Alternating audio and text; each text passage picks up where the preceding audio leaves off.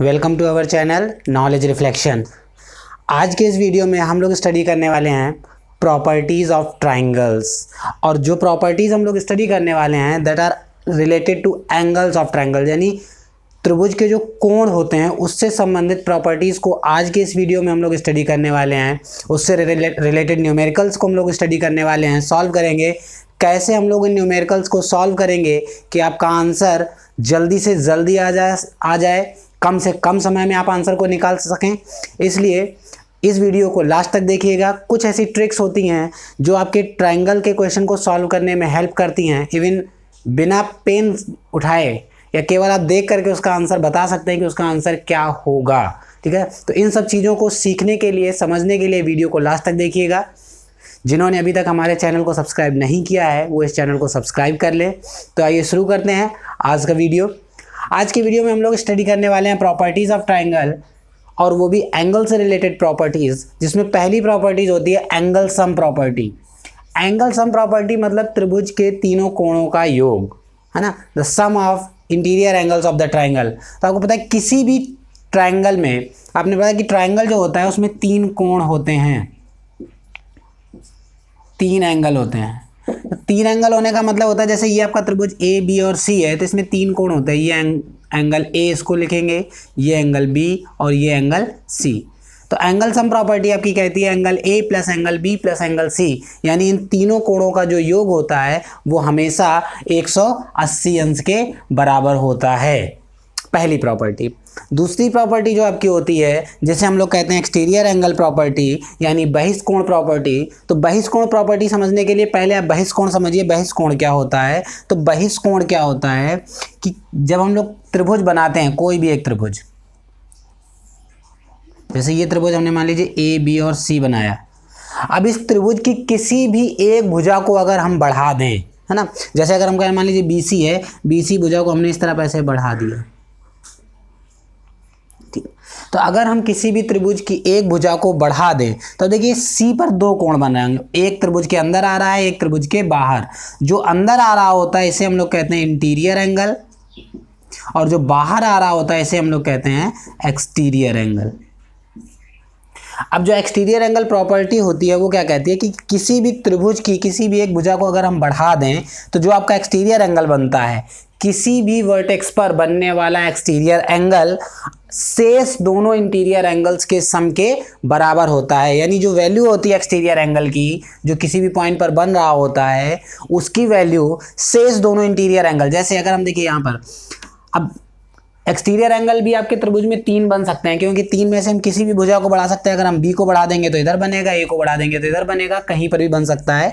तो देखिए अगर हम एक्सटीरियर एंगल सी को लेंगे तो देखिए याद रखने के लिए क्या करते हैं, आप त्रिभुज में तीन ही शीर्ष होते हैं, तीन ही कोण होते हैं, ए बी और सी। तो अगर हम सी को ले रहे हैं तो सी को छोड़ दीजिए, बचेंगे कौन से दो एंगल, एंगल ए और एंगल बी। तो एक्सटीरियर एंगल सी की जो वैल्यू होती है वो angle A plus angle B के बराबर होती है। यानी अगर हमें एक्सटीरियर एंगल सी निकालना है तो इसका मान जो होगा वो ए और बी के योग के बराबर होगा।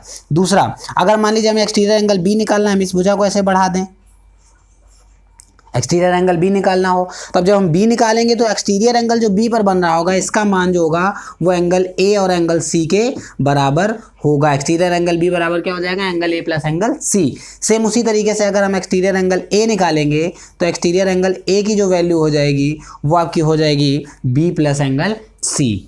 ये आपकी वैल्यूज होती हैं। तो आपकी दो प्रॉपर्टीज जो होती हैं एंगल से रिलेटेड, पहली प्रॉपर्टी होती है एंगल सम प्रॉपर्टी, यानी किसी भी त्रिभुज के तीनों कोणों का योग 180 अंश होता है। दूसरी प्रॉपर्टी जो आपकी होती है वो एक्सटीरियर एंगल प्रॉपर्टी होती है, यानी बहिष्कोण प्रॉपर्टी होती है, किसी भी त्रिभुज के किसी भी शीर्ष पर बनने वाला बहिष्कोण शेष दोनों अंतःकोणों के योग के बराबर होता है।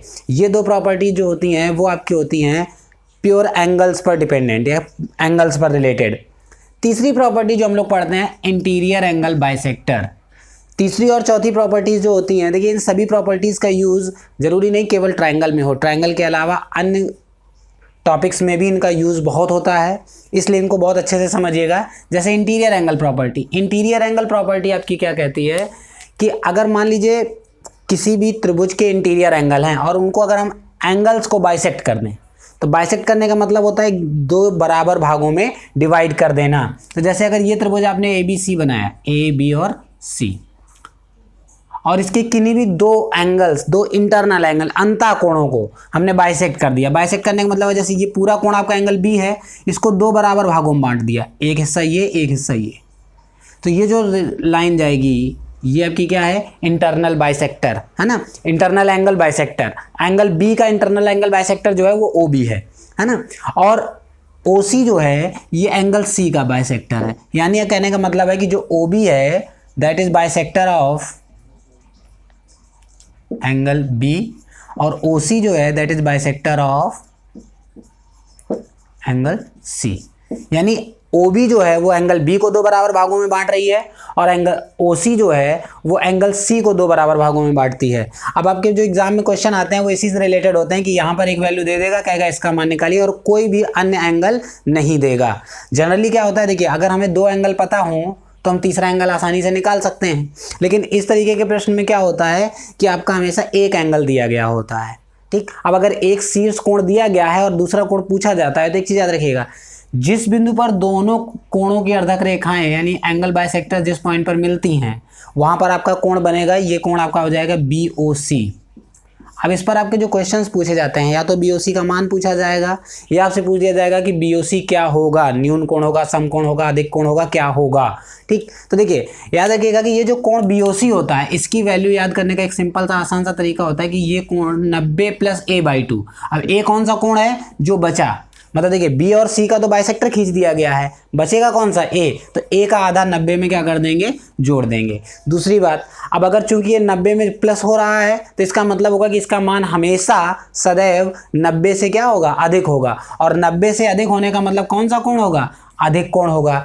तो पहला जो आपसे क्वेश्चन पूछा जा सकता है वो होता है कि अगर किसी भी त्रिभुज के इंटरनल एंगल यानी अंतः कोणों की अर्धक रेखाएं जिस बिंदु पर मिलती हैं उस बिंदु पर बनने वाला कोण सदैव होता है, और आपको ऑप्शन दिया गया हो न्यून कोण, सम कोण, अधिक कोण या कुछ भी संभव है, तो हमेशा याद रखिए वहां पर आपका आंसर हमेशा क्या होगा, सदैव अधिक कोण होगा। और अगर पूछ लिया जाए कितना होगा तो उसकी वैल्यू क्या होगी, 90 प्लस a/2 यानी 90 प्लस जो शेष एंगल बचा हुआ है, जो तीसरा एंगल बचा है उसका आधा इसमें जोड़ देंगे। तो ये आपका एंगल जो हो जाएगा वो क्या हो जाएगा, आपका अधिक कोण होगा, क्योंकि 90 प्लस है तो यानी इसका मान हमेशा 90 से क्या होगा, ज्यादा होगा, और 90 से ज्यादा होने का मतलब अधिक कोण। यानी जो आपके इंटीरियर एंगल बाइसेक्टर जो होते हैं वो हमेशा कोण 90 से अधिक होता है, यानी अधिक कोण होता है।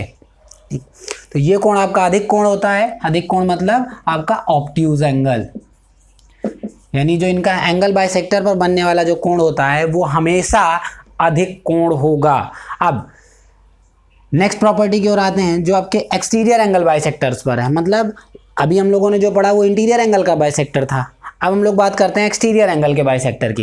एक्सटीरियर एंगल का बाइसेक्टर किस तरीके से खींचा जाएगा, बिल्कुल सेम उसी तरीके से जैसे हमने एक त्रिभुज ए बी सी लिया है ना, और बी को भुजा ए बी को यहाँ तक बढ़ाया, ए सी को यहाँ तक बढ़ा दिया। तो देखिए दो एंगल आपके बन गए एक्सटीरियर, ये पूरा एंगल एक्सटीरियर एंगल बी है और ये पूरा आपका एक्सटीरियर एंगल सी है ना, दो एंगल बन गए एक्सटीरियर एंगल बी और सी। अगर इन दोनों की अर्धक रेखाएं खींची जाएं है ना, ओ बी जो है वो एक्सटीरियर एंगल बी का अर्धक रेखा है यानी बाइसेक्टर है, एंगल बाइसेक्टर है, और ओ सी जो है वो एंगल सी का बाइसेक्टर है, एंगल बाइसेक्टर है। तो यहाँ पर जो कोण बनेगा ये एंगल बी ओ सी। अब इसका मान पूछा जाए तो याद रखिएगा पूरा फॉर्मूला जैसे ये लिखा है 90 प्लस a/2 बस सेम वैसा ही रहता है, बस यहाँ पर प्लस की जगह क्या हो जाता है, यहाँ पर माइनस हो जाता है। यानी इसकी वैल्यू जो होती है वो होती है एंगल बी ओ सी की वैल्यू होगी 90 माइनस a/2 है ना। 90 माइनस कौन सा एंगल, जिस एंगल का हमने बाइसेक्टर एक्सटीरियर नहीं लिया है और शीर्ष एंगल है ना, उसका आधा इसमें क्या कर देंगे, घटा देंगे। अब यहाँ पर भी वही चीज़ है, देखिए ये 90 है और इसमें माइनस हो रहा है, माइनस होने का मतलब क्या होगा, 90 से कम। कोई भी वैल्यू अगर 1 डिग्री भी अगर हम कम करेंगे तो वो क्या हो जाएगा, 90 से कम हो जाएगा। और 90 से कम होने का मतलब हो जाएगा कि ये जो एंगल होगा ये हमेशा कौन सा एंगल होगा, न्यून कोण होगा, यानी एक्यूट एंगल होगा। कहने का मतलब है कि अगर हम किसी भी त्रिभुज के एक्सटीरियर एंगल बाइसेक्टर्स को खींचते हैं है ना, यानी बहिष्ठ कोणों की अर्धक रेखाएं खींचते हैं, एक्सटीरियर एंगल बाइसेक्टर खींचते हैं, तो जो जिस बिंदु पर दोनों अर्धक रेखाएं मिलेंगी उस बिंदु पर जो भी कोण बनेगा वो हमेशा सदैव हमेशा कैसा होगा, आपका न्यून कोण होगा, यानी एक्यूट एंगल होगा। और अगर उसकी वैल्यू पूछी जाती है तो उसकी वैल्यू जो होगी वो हमेशा 90 माइनस a/2 होगी, इतना इसका मान होगा। चलिए आगे हम लोग कुछ एग्जांपल्स लेते हैं कि इन प्रॉपर्टीज़ को हम लोग अपने एग्जांपल्स में या अपने क्वेश्चंस को सॉल्व करने के लिए कैसे सॉल्व करेंगे और कैसे हम लोग बिना पेन की मदद से इनका आंसर निकाल सकते हैं। अगर आपको गिवन ऑप्शंस दिए गए हों तो और आसान हो जाता है, लेकिन अगर ऑप्शन नहीं दिए हैं तब भी आप विदिन 2 सेकेंड्स इनका आंसर कैसे निकाल सकते हैं। जैसे देखिए पहला क्वेश्चन आपका दिया है, एक ट्रायंगल है ABC, है ना, उसमें एंगल A की वैल्यू दी गई है 47 डिग्री, B की वैल्यू दी गई है x एंड C की वैल्यू दी है 112 और आपको निकालना है find the value of x, यानी हर आपको फिगर में x की वैल्यू आपको निकालनी है। तो पहले फिगर की बात करते हैं, पहले क्वेश्चन की बात करते हैं। इसमें देखिए आपको एंगल A दिया है, B दिया है, C दिया है। अब जो हमें प्रॉपर्टीज़ पता है ट्रायंगल की, पहली प्रॉपर्टी होती है कि ट्रायंगल के तीनों एंगल्स का सम जो होता है वो 180 डिग्री होता है, लेकिन वो तब हम लगा पाते हैं जब हमारे पास 2 एंगल पता होते, है ना, और तीसरा हमें फाइंड आउट करना होता है। तो चूंकि यहाँ पर ऐसा एक कंडीशन नहीं है तो यहाँ पर क्या दिया हुआ है, यहाँ पर देखिए C पर आपका जो एक्सटीरियर एंगल बन रहा है बाहर की ओर बनने वाला है, AC को जब BC को जब बढ़ा दिया गया है तो जो बनने वाला एंगल है वो कितना दिया गया है, 112 डिग्री दिया गया है ना, और एंगल A का मान दिया है, B का मान पूछा गया है। हमारी जो बहिष कोण प्रॉपर्टी होती है यानी एक्सटीरियर एंगल जो प्रॉपर्टी होती है, एक्सटीरियर एंगल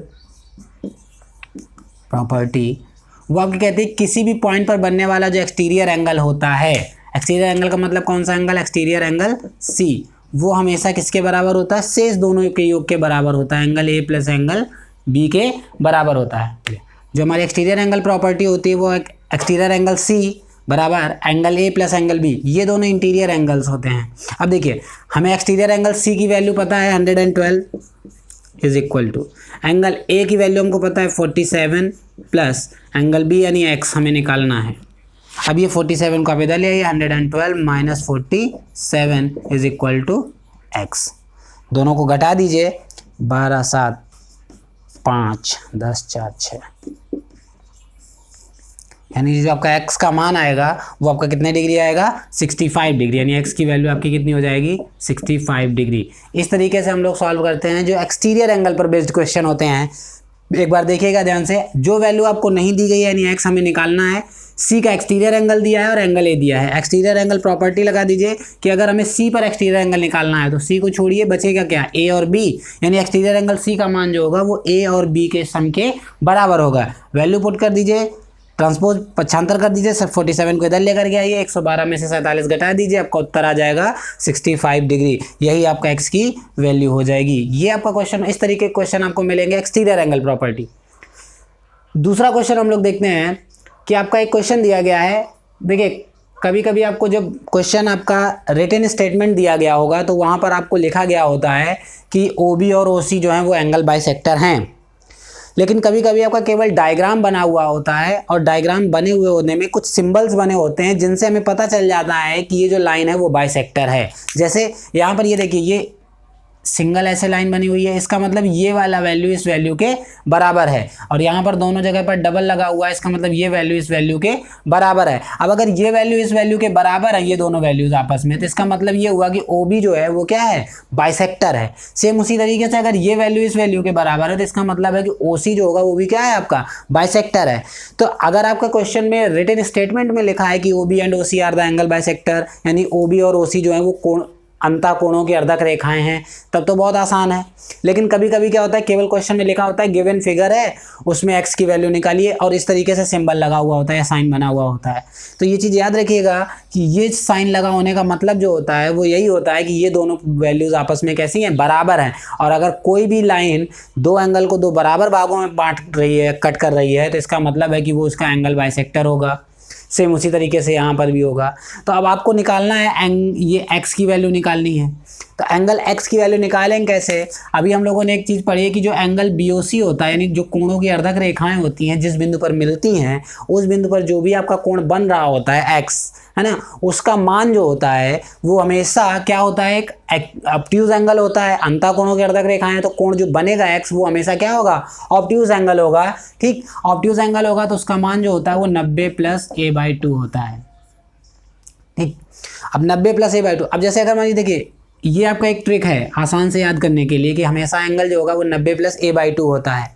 लेकिन अगर मान लीजिए आपको ऑप्शंस दिए गए हों, पहला, दूसरा, तीसरा और चौथा, इस तरीके से 4 ऑप्शन दिए गए हों और चारों ऑप्शंस की कुछ वैल्यू दी गई हो, जैसे मान लीजिए दिया गया हो 35 डिग्री, 70 डिग्री, 105 डिग्री, है ना, और 75 डिग्री, पूछा जाए कौन सा उत्तर सही होगा, तो देखिए इसमें आपको सॉल्व करने की ज़रूरत नहीं पड़ेगी। कैसे ज़रूरत नहीं पड़ेगी? क्यों? हमने आपको बताया 125 करिए। ठीक, हमने आपको बताया कि जो आपका x है वो हमेशा क्या होगा, आपका ऑब्ट्यूज एंगल होगा। पॉज करो, स्टार्ट।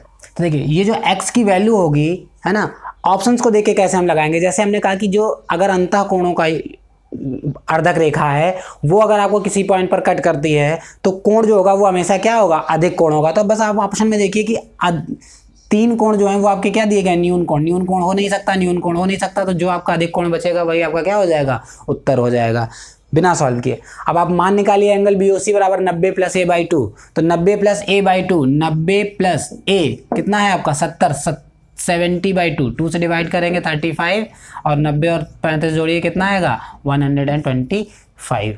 तो अगर आपको केवल एक चीज़ ये याद रहती है कि इस जो अंतः कोणों के अर्धक रेखाओं से बनने वाला जो कोण होता है वो हमेशा अधिक कोण होता है, तो इट में भी पॉसिबल है कि आपका आंसर आपको देखकर ही पता चल जाए। अगर ऑप्शंस आपके इस तरीके से दिए गए हैं जिसमें केवल एक ही अधिक कोण है तो आप 100% मान के चलिए कि वही आपका उत्तर होगा। ठीक, दूसरी बात, अगर आपको ये चीज़ याद रहती है और एग्जाम में ऐसा होता है कि आपको ऑप्शन 2 ऐसे दिए गए होते हैं, मान लीजिए ऐसे दिया होता है, एक 125 दिया होता है और चौथा ऑप्शन 105 दिया गया होता, तब क्या करते हैं, तब आप इस ट्रिक को याद रखिए कि 90 + a/2 होता है, तो a का आधा कर दीजिए, 70 का आधा कितना होगा 35, और 90 में 35 जोड़ दीजिए, आपका कितना आ जाएगा 125 आ जाएगा, यही आपका उत्तर हो जाएगा। तो ये आपका एक बेसिक तरीका है याद रखने का कि ऑप्शंस के थ्रू कैसे सॉल्व करते हैं क्वेश्चंस को और हम अपनी ट्रिक के अनुसार कैसे सॉल्व करते हैं इस क्वेश्चन को। ठीक, अब नेक्स्ट क्वेश्चन जो हम लोग देखते हैं कि जैसे ये ABC एक ट्रायंगल दिया गया है और ये आपके अर्धक रेखाएं दी गई हैं, ठीक है ना, B और C की। तो देखिए यहाँ पर जो B और C की अर्धक रेखाएं दी गई हैं वो इंटीरियर एंगल की अर्धक रेखाएं नहीं हैं, वो आपके एक्सटीरियर एंगल की अर्धक रेखाएं हैं। और एक्सटीरियर एंगल की अर्धक रेखाएं जिस बिंदु पर मिलती हैं वो जो कोण आपका बनता है वो हमेशा कैसा कोण होता है, एक्यूट एंगल होता है। तो आप बिल्कुल एकदम सिमिलर से समझ जाइएगा कि अगर आपके ऑप्शन इस तरीके से दिए गए हों, मोस्टली आपके ऑप्शंस आपके ऐसे ही मिलेंगे कि हो सकता है 3 ऑप्शन आपके अधिक कोण होंगे यानी ऑब्ट्यूज होंगे, 1 न्यून कोण होगा, तो इसका मतलब वही ऑप्शन आपका सही है। लेकिन अगर ऐसा नहीं होता है तो, है ना, तो हम एंगल BOC जब निकालेंगे तो आपका सेम फार्मूला होता है, बस प्लस की जगह क्या हो जाता है, इस प्लस की जगह पर माइनस हो जाता है, यानी 90 में से a - a/2 यानी a का आधा कोण हम 90 में से क्या कर देंगे, घटा देंगे, एक्यूट एंगल आएगा। तो 90 माइनस a की वैल्यू जो है वो आपकी कितनी है, 84/2 यानी 42। ठीक, ये आपका कितना आया 42, और 42 90 में से 42 घटा दीजिए, जो आपकी वैल्यू आएगी वही आपका x का वैल्यू हो जाएगा, यानी x का मान जो आपका आएगा वो कितना आएगा, 48 डिग्री आएगा। तो इस चीज को अच्छे से समझ लीजिएगा कि अगर अंतः कोणों की अर्धक रेखाएं होगी तो 90 + a/2, बाह्य कोणों की यानी बहिष कोणों की अगर अर्धक रेखाएं होगी तो 90 - a/2, और अगर आपका एक्सटीरियर एंगल प्रॉपर्टी होगी तो आपका एक्सटीरियर एंगल जो होता है किसी भी शेष पर बना हुआ शेष दोनों अंतः कोणों के योग के बराबर होता है। नेक्स्ट क्वेश्चन हम लोग एक लेते हैं जो कि बहुत ही कॉमन क्वेश्चन होता है कि आपको एक त्रिभुज दिया गया है ABC जो कि आपका एक समकोण त्रिभुज है, एंगल B पर आपका 90 अंश का कोण बना रहा है, यानी एंगल B पर राइट एंगल है, और उस त्रिभुज के परिवृत्त की त्रिज्या खींचनी है। क्या खींचनी है हमको, परिवृत्त की त्रिज्या ज्ञात करनी है, यानी रेडियस ऑफ सर्कम सर्कल। हमको क्या करना है, फाइंड आउट करना है। अब कैसे निकालते हैं, ठीक, तो देखिए पहली चीज़ जो हम लोगों ने इसके पहले वाले वीडियोस में हमने आपको बताया है कि जो आपका समकोण त्रिभुज होता है वो आपका पाइथागोरस प्रमेय को फॉलो करता है। पाइथागोरस प्रमेय, पाइथागोरस प्रमेय कहता है कि किसी भी त्रिभुज की सबसे बड़ी भुजा, समकोण त्रिभुज की, याद रखिएगा पाइथागोरस प्रमेय केवल और केवल समकोण त्रिभुज पर एप्लीकेबल होती है कि किसी भी त्रिभुज की सबसे बड़ी भुजा यानी कर्ण का जो वर्ग होता है वो अन्य दोनों भुजाओं के वर्गों के योग के बराबर होता है। ठीक, दूसरी बात, जब हम लोग केंद्रों के बारे में पढ़ते हैं तो जो परिवृत्त होता है, तो परिवृत्त अगर खींचेंगे तो उसके लिए हमें परिकेंद्र की आवश्यकता होगी, और परिकेंद्र जो होता है वो हर त्रिभुज का अलग अलग होता है। यानी किसी त्रिभुज का परिकेंद्र कहाँ पर स्थित होता है, जैसे आपका जो न्यून कोण होता है उसका परिकेंद्र त्रिभुज के अंदर होता है। समकोण त्रिभुज का परिकेंद्र कहाँ पर स्थित होता है, समकोण त्रिभुज जो होता है उसका जो परिकेंद्र होता है वो उसके कर्ण के मध्य बिंदु पर स्थित होता है। और अगर आपका अधिक कोण त्रिभुज होगा तो वो त्रिभुज के बाहर स्थित होता है। तो अब अगर देखिए, अगर इस तरीके का प्रश्न आपका आता है तो आप कैसे एकदम आसानी से, बहुत जल्दी, बिना सॉल्यूशन, बिना सॉल्व किए आप आंसर कैसे निकाल सकते हैं वो सीखिएगा। जैसे हमने आपको बताया कि किसी भी त्रिभुज का, समकोण त्रिभुज का जो परिकेंद्र होता है वो कहाँ पर स्थित होता है, कर्ण के मध्य बिंदु पर स्थित होता है। अब अगर कर्ण के मध्य बिंदु पर स्थित होगा तो जो त्रिभुज वृत्त खींचा जाएगा वो कुछ इसी तरीके से होगा जो तीनों बिंदुओं से होकर के जाएगा। तो ये वृत्त का केंद्र है, यहाँ से यहाँ तक की जो दूरी होगी वही आपकी क्या हो जाएगी, त्रिज्या हो जाएगी। तो इसका मतलब है जो कर्ण होगा, ये पूरी भुजा आपकी कर्ण है, कर्ण की आधी जो होती है वही आपकी क्या होती है, त्रिज्या होती है। तो यानी कहने का मतलब होता है कि समकोण त्रिभुज में जो परिवृत्त की त्रिज्या होती है वो क्या होती है, कर्ण बटा 2, यानी कर्ण की आधी होती है। अब हमें इसमें कर्ण नहीं पता है, 6, 8 है ना, तो हम लोग क्या करते हैं, पाइथागोरस प्रमेय लगाएंगे, पहले कर्ण निकाल लेंगे। तो कर्ण का वर्ग जो होता है वो आपका होता है लंब का वर्ग प्लस आधार का वर्ग। लंब और आधार आपको दिया गया है 6 का वर्ग प्लस 8 का वर्ग बराबर कर्ण का वर्ग। तो ये 36 प्लस 64 100। तो यहाँ से वर्गमूल ले लेंगे तो आपका जो कर्ण आएगा यानी हाइपोटेन्यूस जो आएगा वो कितना आएगा, 10 आएगा। तो कर्ण का मान आपका 10 आया, 10/2 यानी कितना हो जाएगा आपका 5 सेंटीमीटर। यानी ये जो आपका परिवृत्त बनेगा, इस परिवृत्त की त्रिज्या कितनी हो जाएगी आपकी, 5 सेंटीमीटर। अब देखिए जो पाइथागोरस थ्योरम है ये आपकी बहुत यूजफुल होती है। इसको याद करने के लिए या इसको समझने के लिए हम लोग सिंपली पाइथागोरियन नंबर्स को याद कर लेते हैं। ठीक, पाइथागोरियन नंबर्स क्या होते हैं, तीन नंबरों का ऐसा समूह होता है जिसमें सबसे बड़े वाले नंबर का जो वर्ग होता है वो शेष दोनों छोटे संख्याओं के वर्गों के योग के बराबर होता है। तो उसमें क्या होता है कि आपको जो इतनी कैलकुलेशन करनी होती है वो कैलकुलेशन आपकी बच जाती है। जैसे आपका पाइथागोरियन जो ट्रिपलेट्स होते हैं, जिसे हम लोग कहते हैं पाइथागोरियन ट्रिपलेट्स, यानी 3 नंबरों का समूह जिनमें सबसे बड़ी वाली संख्या का वर्ग जो होता है वो शेष अन्य दोनों भुजाओं के वर्गों के योग के बराबर होता है। तो देखिए उसमें क्या क्या होता है, 3, 4 और 5, यानी 3 का वर्ग और 4 का वर्ग हमेशा 5 के वर्ग के, इन दोनों संख्याओं के वर्गों का योग 5 के बराबर होगा। यानी अगर कोई समकोण त्रिभुज दिया गया है जिसमें 2 भुजाएं 3 और 4 दी गई हैं तो उसका कर्ण हमेशा कितना आएगा, 5 आएगा।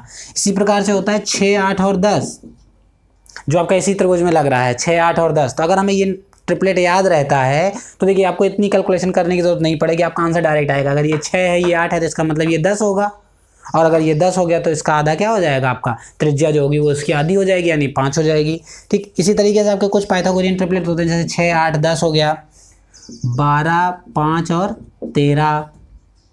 ठीक, और 6, 8, 10, एक आपका होता है 24 और 24, 10, 26।